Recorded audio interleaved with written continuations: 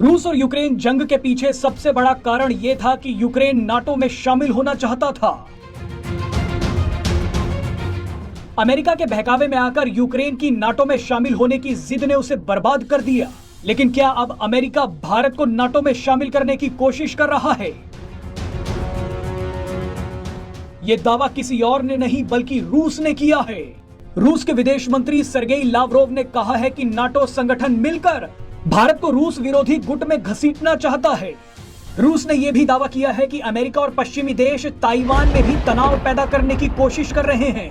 रूसी विदेश मंत्री सर्गेई लावरोव ने कहा है कि नाटो देशों ने जो यूक्रेन में किया, अब वही खतरनाक खेल वो ताइवान में खेल रहे हैं। रूस के इस दावे के बाद बवाल मच गया है। रूसी विदेश मंत्री के इस दावे के बाद भारत की प्रतिक्रिया भी आई है। संयुक्त राष्ट्र में भारत की स्थायी प्रतिनिधि रुचिरा कंबोज से रूस के विदेश मंत्री के इस दावे के बारे में सवाल किया गया, जिसके जवाब में रुचिरा कंबोज ने कहा कि भारत एक बड़ा देश है जो अपने दम पर खड़ा है और कोई भी हम पर दबाव नहीं डाल सकता। रुचिरा कंबोज ने आगे कहा कि रूस के साथ हमारे महत्वपूर्ण संबंध हैं और अमेरिका के साथ भी हमारे संबंध हाल फिलहाल में बेहद मजबूत हुए हैं। भारत ने यहां बताने की कोशिश की कि वो अमेरिका के साथ और मजबूत रिश्ते करने के लिए तैयार है, लेकिन वो रूस का साथ नहीं छोड़ेगा।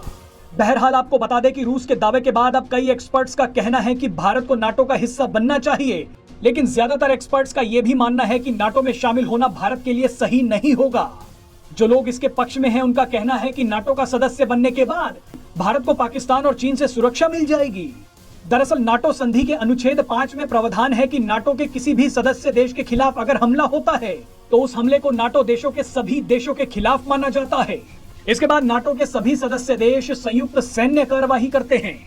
लेकिन जो लोग इसके पक्ष में नहीं हैं, उनका मानना है कि नाटो का सदस्य बनने से भारत और रूस के बीच लंबे समय से चले आ रहे मजबूत रिश्तों पर भारी असर पड़ेगा। अगर भारत नाटो का सदस्य बनता है तो चीन और रूस और भी ज्यादा करीब आ जाएंगे, जो भारत के लिए बेहद ही खतरनाक साबित हो सकता है। भारत अभी भी बड़ी मात्रा में रूस के सैन्य उपकरणों पर निर्भर करता है, इसलिए नाटो में शामिल होने का विचार भारत के लिए सही नहीं हो सकता। नाटो सोवियत संघ के खिलाफ सामूहिक सुरक्षा प्रदान करने के लिए संयुक्त राज्य अमेरिका, कनाडा और कई पश्चिमी यूरोपीय देश द्वारा अप्रैल 1949 की उत्तरी अटलांटिक संधि द्वारा स्थापित एक सैन्य गठबंधन है। वर्तमान में इसमें 30 से अधिक देश शामिल हैं। हाल ही में फिनलैंड और स्वीडन ने नाटो में शामिल होने के लिए अपनी रुचि दिखाई है। नाटो का मुख्य उद्देश्य है राजनीतिक और सैन्य साधनों द्वारा अपने सभी सदस्य की सुरक्षा और स्वतंत्रता की रक्षा करना। क्या भारत को नाटो में शामिल होना चाहिए? इस पर आप क्या सोचते हैं, ये हमें कमेंट बॉक्स में जरूर बताइए। और इस तरह के और भी वीडियोस के लिए इस वीडियो को लाइक करके चैनल को सब्सक्राइब कर लीजिए और बेल आइकन को जरूर प्रेस कर लीजिए। इस वीडियो में अंत तक बने रहने के लिए आपका बहुत बहुत धन्यवाद।